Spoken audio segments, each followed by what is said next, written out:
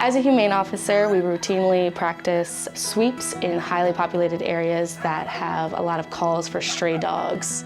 The morning of the sweep, our director informed us that we were going to localize in one specific area, and we had the Michigan Humane officers here helping us for the week, so it was the perfect opportunity to have a larger team. And very quickly, we didn't have to search very long before we found a few things already running around the streets. We saw a dog running along the sidewalk, and we got out to assist that dog. In that assist, we began to hear noises from a backyard and decided we needed to investigate that further. We counted that there were 20 hens, 13 ducks, 3 turkeys, a goat, and 3 dogs. They did not have access to clean water or food, and they were all living amongst themselves without proper gating.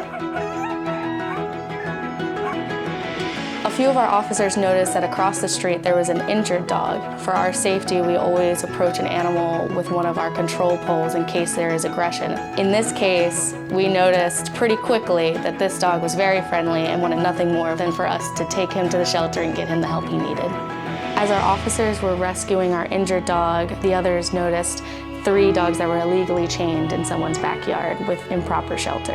As we waited for the owner of the 3 dogs to contact us, I noticed that there was a small dog running along the park, but once we ran around the corner in our trucks, we were able to locate her, pick her up, and we brought her into the shelter to get looked at by our staff.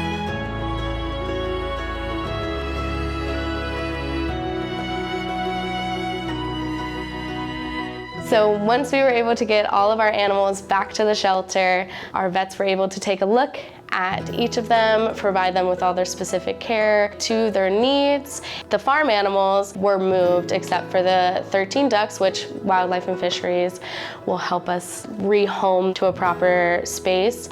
The dogs were all surrendered, so now they're in the care of the Louisiana SPCA. And the dog with the hurt leg is receiving care, and the 3 pit bulls that were chained up, we're working alongside the owner right now to make sure that she's in compliance with all of the laws. And the little black and white dog should be an adoption candidate by this point. Once we got back to the shelter and unloaded all of our animals, it was time to load up again so that we could go back into our community in order to see what other animals would need our rescue. There are a log of calls that we are continuously checking off on every day, with the addition of new ones also coming in. With having only 3 humane officers actively working, it is a lot of work to be all over the city every day.